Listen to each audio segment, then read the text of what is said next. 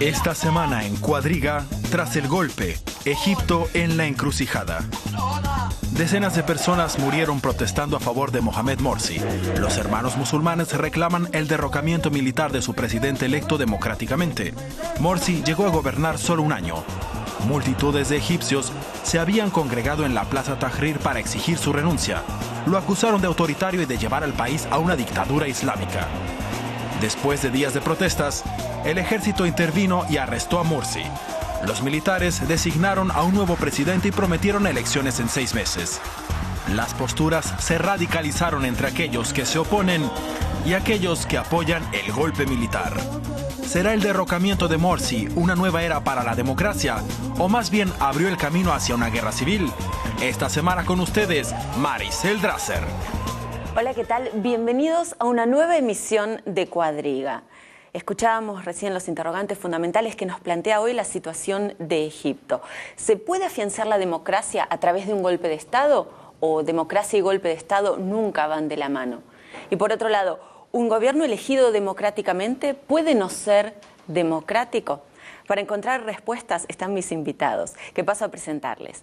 Nos acompaña hoy Cristina Erck, que comienza su carrera periodística a mediados de los años 60 como redactora de un diario en Buenos Aires y como corresponsal en América Latina. En 1979 se traslada a Trípoli, la capital libia, donde trabaja para diferentes medios. En el 82 se instala por una década en El Cairo y luego reside 4 años en el Líbano. Desde 2002 vive y trabaja en Túnez. También Ben Pickard es politólogo y se ha desempeñado como periodista independiente para varios medios. Desde 1994 trabaja para la sección internacional del diario berlinés Die Tageszeitung. Está especializado en Estados Unidos, América Latina y derechos humanos. Y además, Rodrigo Zuleta, quien es periodista de origen colombiano y tras concluir sus estudios de filosofía y literatura en Bogotá, comenzó su carrera periodística en el diario colombiano La Prensa. Doctorado en filología por la Universidad de Bochum, trabaja desde el año 97 para la agencia española de noticias EFE como corresponsal en Alemania. A los 3 bienvenidos y comenzaríamos entonces con la pregunta de si es posible la gobernabilidad hoy en Egipto. Es buena pregunta que no tiene una respuesta fija, porque todo está posible por el momento en Egipto. Sí, claro, era un golpe militar, según los Estados Unidos no van a llamarlo así, por ciertas razones que vamos a explicar tal vez más tarde. Bueno, fue un gobierno elegido democráticamente por primera vez en la historia de Egipto, pero una democracia es un poco más que solamente elecciones. Y yo creo que el error fundamental del presidente o expresidente Mohamed Morsi era que excluyó a todos los otros partidos. Y por eso había las demostraciones, las manifestaciones otra vez de los jóvenes que portaron la primera revolución también en sus espaldas y seguramente también que el militar interfirió porque la situación económica es tan mala ya que hay que hacer algo. Suena paradójico. ¿Se puede afianzar un proceso democrático con un golpe de Estado o esto es un contrasentido? Bueno, de por sí es un contrasentido total, ¿no? Golpe militar no es democracia y mucho menos si se trata de un presidente elegido democráticamente. Pero la pregunta es si la democracia en Egipto realmente se acabó hace 10 días con el golpe militar o se acabó mucho antes con la actitud de Morsi de no respetar las amplias sectores y diferentes opiniones y convicciones y valores que existentes en el país. Como muchos dijeron, y las manifestaciones en las calles de alguna manera lo simbolizan, que él representó nada más que los hermanos musulmanes o los sectores más conservadores religiosos de esta sociedad y quería avanzar con una agenda solamente hecho por ellos y no tomando en cuenta todos los demás. Y democracia hay que recordarse no solamente el gobierno de una mayoría, sino respecto a las minorías también, incluyendo todas las diferentes opiniones, dándoles espacio para expresarse y también para participar. Y eso se perdió bastante en el proceso, en el transcurso de este año de Mursi, y la reacción en la calle fue obvia, ¿no? Y además, como él no podía cumplir con no podía contestar las necesidades básicas de la gente, de eso se hablaba mucho, ¿no? Que en Turquía es más o menos una cuestión política, en Egipto es una cuestión económica y social, es pobreza, es pan, es hambre, y él no podía con eso tampoco. Entonces, de ninguna parte, salvo algunos sectores de su propio partido y de su base, nadie estaba contento con eso, ¿no? Entonces la pregunta es, este golpe militar no es un acto democrático, es antidemocrático de por sí, pero sin embargo no era una democracia pura antes tampoco, ¿no? De hecho, así las cosas, hay quienes ven con relativamente buenos ojos este golpe de Estado e incluso se resisten a llamarlo así y hablan de una sublevación popular con apoyo del ejército. Y acá hay mucho en juego, no solo términos, ¿verdad? Sí, es claro, es un intento por darle legitimidad a algo que en principio no lo tiene de ninguna naturaleza, pero la situación es mucho más complicada en la medida, ya se ha visto eso en las dos intervenciones anteriores, en que ya antes el propio Mursi había perdido legitimidad con determinadas actitudes, excluyendo a los otros, etcétera, etcétera. Entonces había en general en Egipto un vacío de legitimidad y estaba sin duda alguna la protesta de la calle. Y de alguna manera digamos, llamémoslo así, el pronunciamiento de los militares y la escuela respondió también a parte de la población que estaba pidiendo el derrocamiento de Mursi. Ahora, yo creo que todo depende en parte de lo que ocurra ahora, de lo que venga con este proceso de reagrupación, aunque yo creo que hay muchas razones para el escepticismo por variadas razones. Yo creo que antes del derrocamiento de Mubarak había un problema ya que lo único que unificaba a la oposición era que estaban en contra de Mubarak. Luego pasa exactamente lo mismo después con la oposición a Mursi. Lo único que los identificaba era la oposición a Mursi. Tenemos ahí dos grupos que no tienen nada que ver uno con lo otro. Un grupo pro-occidental, pro-europeo, cuya cabeza más importante tal vez sea al-Baradei, y por otro lado están los salafistas, que sencillamente le están disputando la interpretación del fenómeno religioso a los hermanos musulmanes. La situación es compleja y tan compleja que hay quienes dicen que el punto central o una de las cuestiones centrales es esta legitimidad fracturada. Por un lado, la legitimidad de las urnas, innegable, pero también la de las calles, y corren de manera paralela en este momento. Bueno, sí, pero ese es el resultado que la época o este año de Mohamed Mursi como presidente era una cadena de fallo después de fallo. Y un buen montón de Egipto se sintió excluido. Y mismo ellos que estaban votando por los hermanos musulmanes y por Mursi estaban contra él ahora, porque dijeron todo lo que él prometió. El resultado en todas las promesas es cero. Sobre todo la situación económica, social, como dijiste ya. Pero eso también tampoco no es la culpa solamente de Mursi y los hermanos musulmanes. Es una situación muy compleja. Pero yo creo al otro lado que este golpe militar tiene las raíces también en esta situación económica, porque es un imperio económico, el militar en Egipto. No hay que olvidar eso. Y ellos necesitan una económica más estable. Y como la situación deterioró más y más y casi no hay más turismo, que es muy importante, y el militar es propietario de muchos hoteles de lujo para el turismo, tenían la necesidad de intervenir. Y yo creo que el último error de Mursi, que es bastante grave, fue la nominación hace unas 3 semanas, algo así, del nuevo gobernador de la región de Luxor, porque él era uno de los más importantes de la gama islamía, que estaba responsable por las matanzas en Luxor mismo, donde mataron unos 64, no sé cuántos turistas. Y Mursi lo instaló ahora como gobernador. Y ese infurió a la gente de la región de Luxor, porque van a pedir más en el negocio de turismo. Claro, podemos decir que Mursi dilapidó su caudal político en tiempo récord, porque en solo un año, con todas las expectativas que estaban depositadas en él, pasó a tener un consenso muy débil. ¿Cómo podemos ordenar sus principales errores? Bueno, yo no estoy tan seguro que si realmente la mayoría de la población tenía muchas esperanzas en él como persona.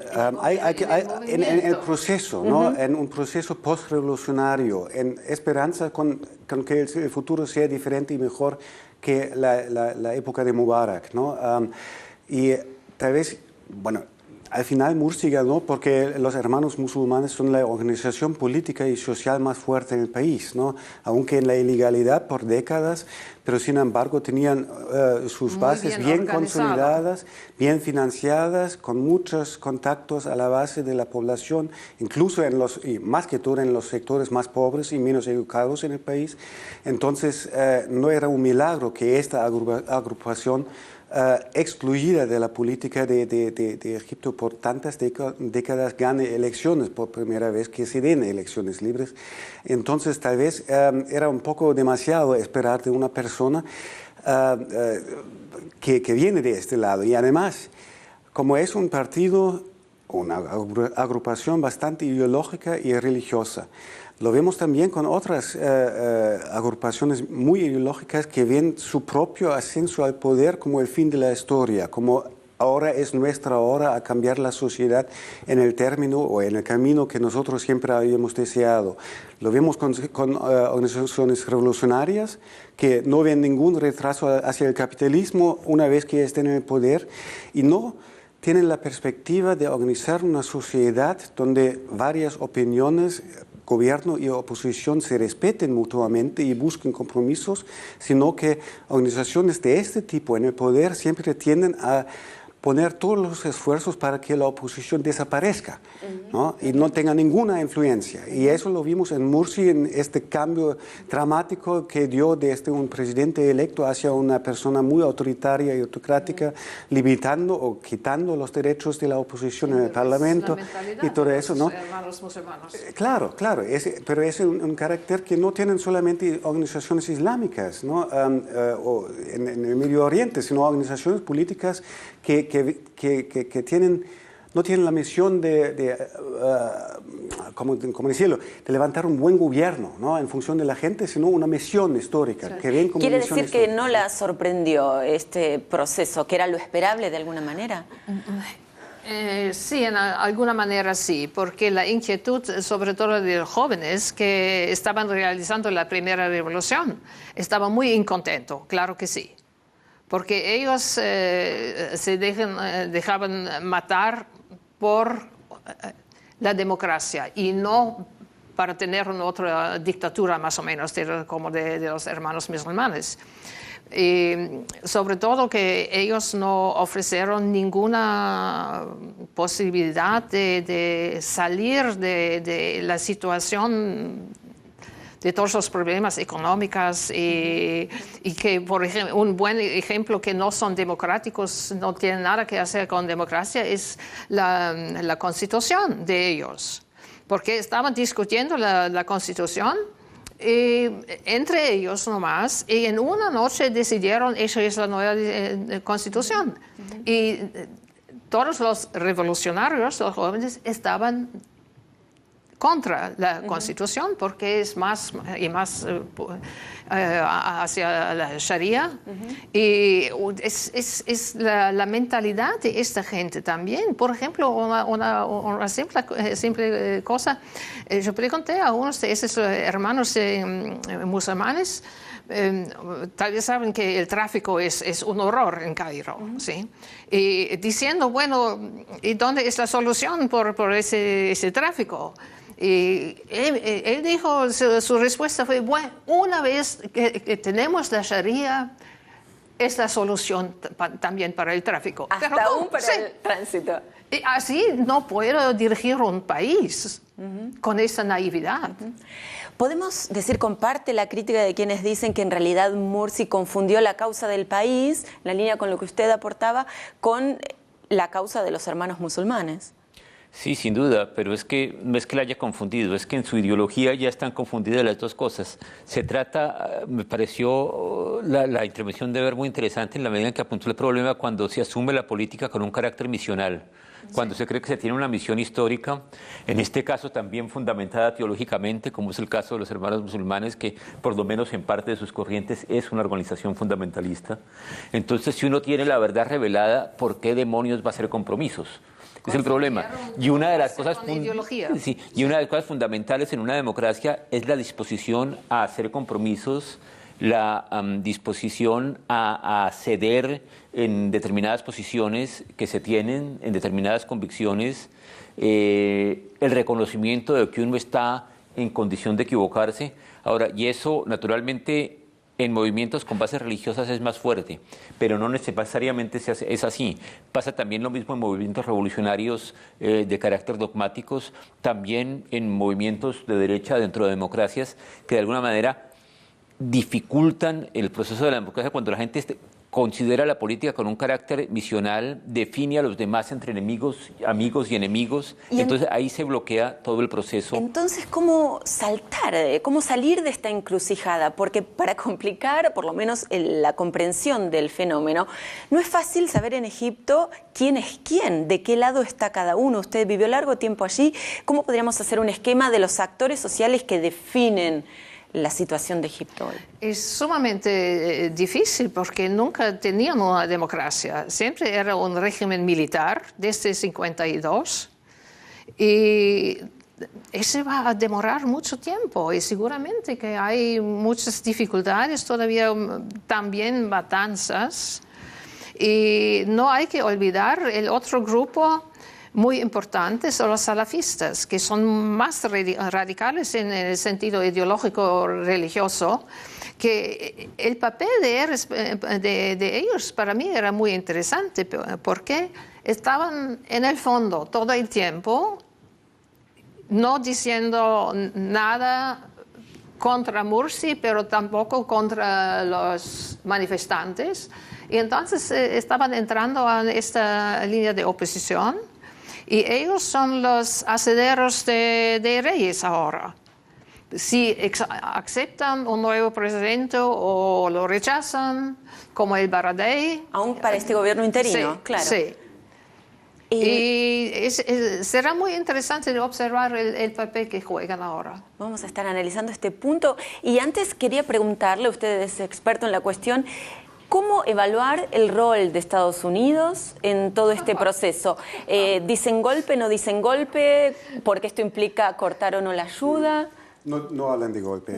Es realmente cómico. Ya hubo bastante satírica en los mismos Estados Unidos sobre los miles de términos que inventan para evitar hablar de un golpe. Y por una simple razón, ellos pagan 1.500 millones de dólares anuales de ayuda básicamente militar, pero también ayuda económica a Egipto. Quieren seguir apoyando y manteniéndose en contacto con ahora el poder más fuerte que son los militares, pero según la ley de ayuda extranjera en Estados Unidos no pueden apoyar a ningún país que se deshizo de un presidente electo democráticamente a través de un golpe de Estado. Entonces no quieren reconocer oficialmente que era un golpe, aunque todo el mundo lo sepa. Bueno, pero eso es la parte cómica casi y realmente satírica. Pero a mí me parece que tiene sus repercusiones en la actitud del gobierno interino, en esta declaración constitucional que hicieron el martes de esa semana, creo que fue, con un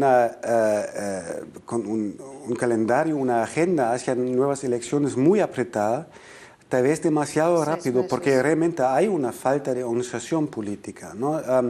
Lo que algunos han dicho ahora es cierto, que la oposición estaba contra Morsi, pero unida en nada. Además de eso, ahora tenemos viejos apoyadores del régimen de Mubarak, los militares, tenemos los jóvenes revolucionarios de la Plaza de Tahrir, todos juntos contra Morsi, pero en un futuro, quién sabe, ¿no? Entonces, para países que después de tantos años de no haber tenido este derecho hacia democracia, entonces no tienen partidos bien formados, con candidatos bien formados, que transciendan un poco el pequeño horizonte de su propio grupito. Eso necesita tiempo, y ahora dentro de 6 meses tener elecciones y 3 elecciones más, creo que un referendo y varias cosas, eso otra vez está muy apretado y les falta tiempo para unizarse, para unizar una democracia civilizada. Y eso, a mi juicio, tiene mucho que ver con que piensan que si lo hagamos lo más pronto posible, entonces Estados Unidos nos puede seguir apoyando y puede posponer la cuestión si era un golpe o no hacia después. ¿Se puede pensar que se derrocó a Morsi sin una venia, sin una aceptación más o menos directa de Estados Unidos? Ahí entramos en las teorías a mi juicio, pero esa es especulación, no tengo hechos, ni he visto cables, ni hay una entrada en Wikileaks hasta el momento, pero casi es inimaginable para mí que por los buenos contactos que el ejército de Egipto tiene con los Estados Unidos, que nadie de Estados Unidos sabía eso. Además, era un secreto abierto, porque ya desde hace varias semanas, por lo menos desde el 30 de junio de este año, con las millones de personas en la calle, se hablaba de la posibilidad de un golpe de Estado. Y yo creo que de alguna manera, por lo menos los Estados Unidos señalaron que no se opusieran abiertamente. ¿Está de acuerdo? Había un montón de llamadas telefónicas entre Washington y Cairo antes del golpe. Estoy súper seguro que hubo eso. Sí, y estoy... Sí, eso sí. Y interesante también es que Israel está preguntando a los Estados Unidos de no interrumpir la ayuda militar a Egipto, porque ellos también tienen gran miedo que pasa. Porque y hay los países aliados de los Estados Unidos en la región, Saudi Arabia, que ahora aumenta mucho su ayuda hacia Egipto y ha prometido, creo que $5 billones de ayuda económica este año, y los Emiratos, los Emiratos también. ¿Y ¿no? la reacción de Occidente, hubo un cierto guiño a este golpe de Estado? Es decir, yo creo que si no un guiño, por lo menos, digamos, si hubiera sido un golpe de Estado en otro país, la reacción hubiera sido completamente distinta. Yo creo que fue tomado en parte con cierta tranquilidad en la medida en que hay un problema. Si no se logra cierta estabilidad en Egipto, si no se evita una guerra civil en Egipto, la situación en toda la región puede convertirse en una absoluta catástrofe. Si hay una guerra civil en Egipto, no sabemos lo que pasa en Israel. Sí, se queda lejos. Entonces, y la pregunta es si el golpe lleva hacia una mayor estabilidad, si la situación ya se había agudizado demasiado bajo el gobierno de Morsi, o si termina agravando las cosas. Entonces yo creo que hay una reacción de que no se le da el visto bueno claramente, pero digamos los reparos que se hacen son bastante reservados, moderados, en la medida que se tiene la esperanza que después del golpe las cosas evolucionen en el camino que lo quiere Occidente. Ya que hablamos de Occidente, el candidato de Occidente sería el Baradei, sin duda alguna. Y precisamente por eso tiene muchas reservas dentro de Egipto. Los salafistas me pidieron como primer ministro. Entonces también, sí. Y vamos a seguir enseguida con el debate. En este momento quiero compartir con ustedes un informe que hemos preparado que tiene que ver con el rol del ejército. Imposible analizar la situación de Egipto en las últimas décadas sin hablar del rol de esta institución que, dicho sea de paso, cuenta con la confianza de gran parte de la población. Lo vemos. Por mucho tiempo los militares en Egipto han tenido el poder. El dictador Hosni Mubarak es solo uno de muchos oficiales que han gobernado el país. En 2011, las Fuerzas Armadas ayudaron a derrocar a Mubarak después de grandes olas de protestas en la Plaza Tahrir. Los militares perdieron apoyo y en junio de 2012 Mohamed Morsi se hizo presidente derrotando al candidato militar. Un año más tarde fue de nuevo el ejército el que derrocó al presidente. Una vez más fueron vitoreados en la Plaza Tahrir como los libertadores. Aunque no siempre haya ocupado cargos políticos, el ejército siempre ha tenido mucho poder. Estados Unidos es quien financia las Fuerzas Armadas egipcias, con más de miles de millones de dólares anuales. Además, el ejército controla muchas áreas de la economía, desde la producción de alimentos hasta sectores de la industria turística, pasando por la construcción. La pregunta es entonces, ¿hasta dónde estarán dispuestos a llegar los militares para defender este statu quo que les permite intereses, defender los privilegios? ¿Hasta dónde? Vamos a ver en el futuro, no es seguro, pero claro que sí, que ellos no se sentían muy confortables con los hermanos musulmanes, claro, porque no tienen mucho que hacer con esa ideología. Pero también hay que ver que en ese aparato, claro que son la gente todavía de Mubarak, de la era de Mubarak, y lo mismo con el cuerpo jurídico. Y así que uno no puede decir la culpa es solamente con los hermanos musulmanes por la situación de hoy día, porque hay tantas fuerzas distintas todavía. Que es sumamente difícil. Es una cosa solamente en las calles de Cairo. Hay un chiste que todos los predecesores, los otros presidentes como Mubarak y hasta Nasser, ensayaron de terminar con los hermanos musulmanes y el único que tenía éxito era Morsi. Y ahora vamos a ver, porque hablaste también de Baradei, que no es muy aceptado de los jóvenes en Egipto, no solamente por su edad, pero también porque vivió casi toda su vida fuera de Egipto. Y ese problema con todas esas oposiciones en los países árabes, que no quieren a alguien que estaba fuera todo el tiempo, no quieren a alguien que es en una edad ya jubilado desde mucho tiempo, porque la revolución era de los jóvenes. Pero el problema es que todavía no tienen los partidos democráticos sólidos que necesitan, no tienen líderes, porque todas esas personas son ex. Claro, hoy por hoy hay un gobierno interino, ¿no? Hablamos del rol fundamental, clave que tienen los militares. ¿Cuál es el margen de maniobra de este gobierno interino frente a los militares? ¿Cuánto podrán hacer? Nulo, diría yo, porque no tienen ningún poder de hecho. La única legitimidad que tiene es la legitimidad que les dio el ejército, y listo, ¿no? Entonces, no vamos a ver grandes actuaciones por parte de este gobierno en los próximos 6 meses. Su única tarea, incluso según los que ellos mismos han dicho, es organizar el proceso hacia un futuro. Lo que a mí me llama mucho la atención es que si no vemos en la actitud del Occidente hacia toda la región, y Egipto puede ser un ejemplo clave para eso, un cambio de actitud de regreso a los tiempos antes, después de una década de discurso democrático, de hablar de apoyar la democracia, pero ya lo vimos cuando en la Franja de Gaza ganó Hamas, no queremos con ellos, no aceptamos este gobierno.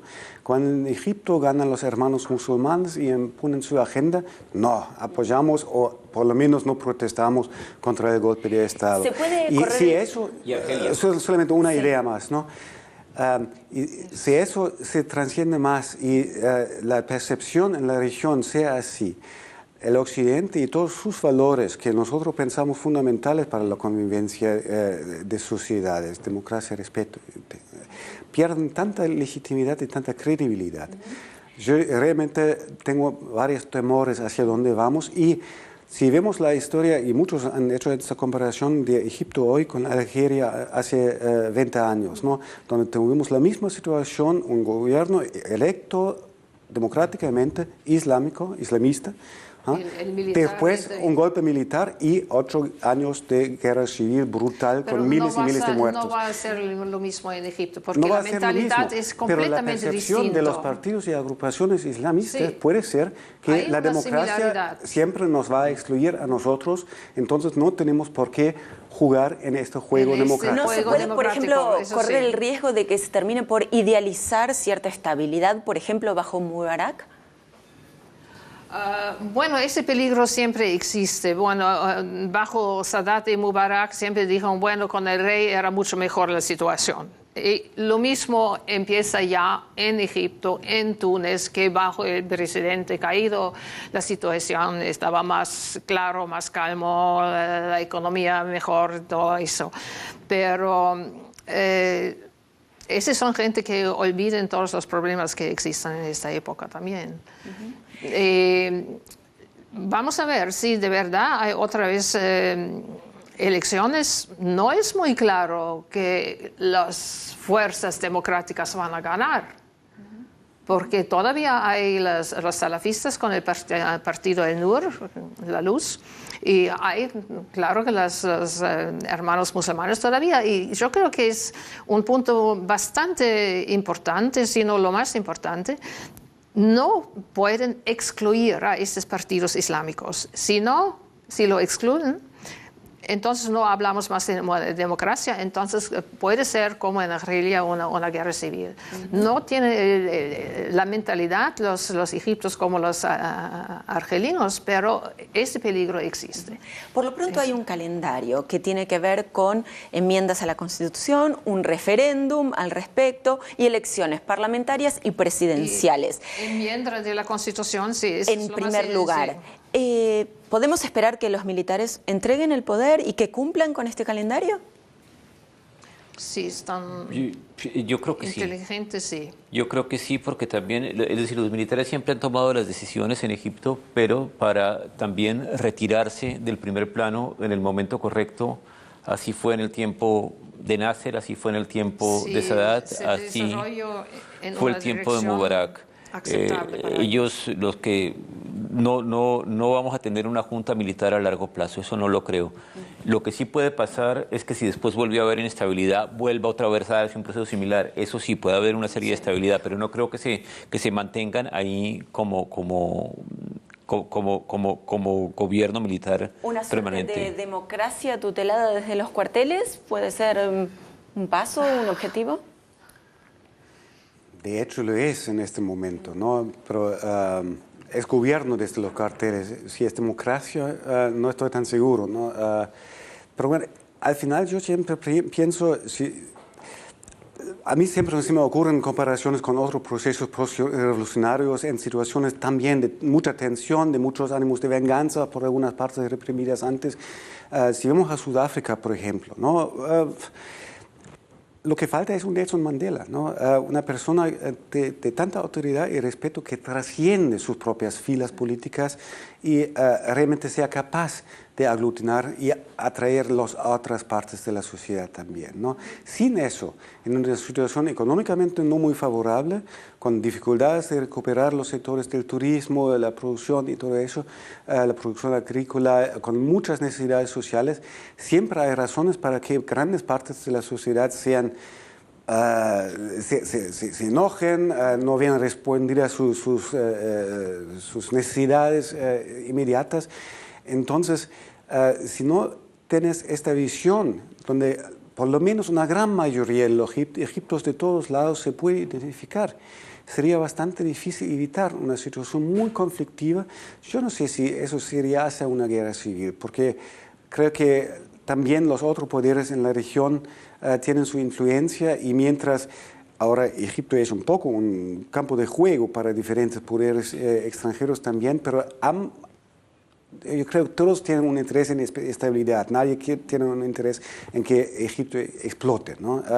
Entonces yo veo un poco, no tan grande el peligro de una guerra civil, pero sí de una situación conflictiva, con falta de consenso y con falta de estabilidad política para muchos años más, ¿no? Si no hay un grupo, una persona, un líder que aparezca con esta capacidad trascendente. ¿Y qué puede esperarse de estas enmiendas a la Constitución? Uno de los puntos fundamentales más polémicos y que más división ha traído ha sido lo de incluir la Sharia, la ley islámica, como fundamental. ¿Podrá haber algún cambio? Excluyendo las minorías, estaba excluyendo los cristianos, los coptos, estaba excluyendo más o menos los derechos de las mujeres. ¿Y se cambiará algo? ¿Puede esperarse? Hay que adaptarlo a un Estado más amplio, más moderno, pero hablando otra vez del papel del militar, ellos estaban reclamando hay que incluir todos los partidos. Y en el mismo momento, hablando así, están encarcelados los líderes de los hermanos musulmanes. Así es una contradicción. Entonces no se sabe lo que quieren, matando en la calle. Sí. Y si a los hermanos musulmanes, por otro lado, no se los incluye de alguna manera, la gobernabilidad... Es imposible, porque es casi mitad de la población. Y por eso es sumamente importante de incluirlo, pero no puede incluirlo, como dice el militar, y al mismo tiempo matarlo o encarcelarlos. Lo cierto es que entonces un eventual gobierno elegido el próximo año tendrá las cosas bastante más difíciles que aún Morsi, porque los hermanos musulmanes están por lo menos, descontentos con esta situación. Lógico, porque ellos estaban sufriendo bajo Mubarak por 30 años, estaban en prisiones, estaban torturados y por fin ganaron las elecciones en una manera democrática y ahora ya están fuera del juego. Lógico que no lo van a aceptar. Y por otro lado, este gobierno también tendrá que enfrentar los problemas económicos, el desempleo, la falta de carburantes, el turismo en baja. Una montaña muy alta. ¿Se pueden establecer paralelos con América Latina y quienes hablan de dictadores egipcios y paralelos con Pinochet? Sí, yo creo que es muy difícil establecer una comparación. En el caso concreto de Chile hay una cosa bastante clara, que es que Chile tenía una larga tradición democrática en el momento en que se da el golpe contra Allende. Entonces, y además es una cosa, Pinochet no crea en ese momento un gobierno interino, sino que se queda 20 años en el poder. En otros casos puede haber más cercanías, pero con muchas reservas, porque en todos los países de América Latina hay tradiciones quebradas de democracia, pero hay digamos, ejercicios permanentes de ser lo que se llama. Un ejemplo que se me ocurre es un golpe en Colombia en el año 57, el golpe de Rojas Pinilla contra Laureano Gómez. En ese momento hay un gobierno conservador elegido democráticamente, porque había sido elegido en condiciones de guerra civil y el candidato opositor había tenido que retirar su candidatura para que no mataran a todos sus militares y no lo mataran probablemente a él mismo. Y entonces en ese momento después el ejército dio un golpe y en ese momento el Partido Liberal, que era el partido opositor, dijo que no había sido un golpe de Estado sino un golpe de opinión, lo cual naturalmente tampoco era verdad, pero puede ser similar a la manera como se vende el golpe en Egipto ahora. Es decir, había un descontento real, había una situación de un gobierno de raíz más o menos democrática, en el caso de Egipto democrática, que estaba llevando, sin embargo, a una situación dictatorial, y hay una reacción del ejército que de alguna manera inicialmente puede dar la esperanza de que sea la apertura hacia una democracia. Pero, insisto, la comparación es muy difícil porque no se da la dimensión religiosa, la dimensión misional de los hermanos musulmanes ahí y cambian acá por completo. Ya las comparaciones siempre son problemáticas. Cerrando, entonces, ¿cómo evalúa este presente de Egipto hacia un afianzamiento de democracia, alejándonos de ella? ¿Le preocupa? Creo que preocupación es la palabra clave en este momento, porque yo no conozco a nadie que te pueda asegurar que sí, dentro de un año vamos a tener arreglado más o menos una estructura política que nos garantice estabilidad, sino lo que vive en todos lados son temores, ¿no? Temores grandes sobre lo que pueda pasar. Y creo que eso es tal vez la tarea mayor del exterior también, incluyendo la Unión Europea, Estados Unidos, apoyar a Egipto a encontrar un camino pacífico, un camino de reconciliación y no un camino que siga con esta conflictividad que ha determinado las últimas 2 semanas claramente, con decenas de muertos. Si siguen así unos meses más, sí vamos a terminar una guerra civil. Entonces hay que cambiar rápido y la pregunta es cómo y con quién. Vamos hacia una guerra civil. ¿Qué implica esto hoy para la población del Cairo? Todo es posible, pero no tenemos ninguna garantía para el desarrollo en ninguna dirección, pero cada revolución toma su tiempo. En los Estados Unidos demoró 12 años con la Constitución. Y en Egipto tenemos 2 años nomás. La Revolución Francesa demoró mucho tiempo, la Revolución de Lenin también. ¿Y por qué estamos esperando que en los países árabes esté un día al otro? ¿Es solo una falta de paciencia o para tomar esta reflexión de la primavera árabe, como se ha denominado, hablamos de que se está marchitando ahora o qué estación vendrá luego de la primavera árabe? Bueno, después de la primavera viene el verano y eso es mejor, pero en todo caso esas metáforas, es decir, la prisa tiene que ver un poco también con un poco la velocidad de la percepción que tenemos a través de los medios de comunicación ahora y creemos que las cosas... Se necesita, yo creo que para que haya una maduración de la primavera árabe, bastante tiempo y bastante diálogo, y yo creo que se necesita un proceso interno dentro de los hermanos musulmanes, que ahorita estamos hablando de los hermanos musulmanes como organización política, pero también tenemos que verla, lo que ha sido en Egipto durante muchos años como organización social. Bien, estaremos viendo y estaremos informando y debatiendo. Gracias a los 3 por haber estado, el tema es polémico e interesa. Gracias a usted por haber estado ahí. Y sabe que puede escribirnos cuadriga@dw.de, cuadriga@dw.de. Hasta aquí Cuadriga por el día de hoy. Muchísimas gracias por habernos acompañado.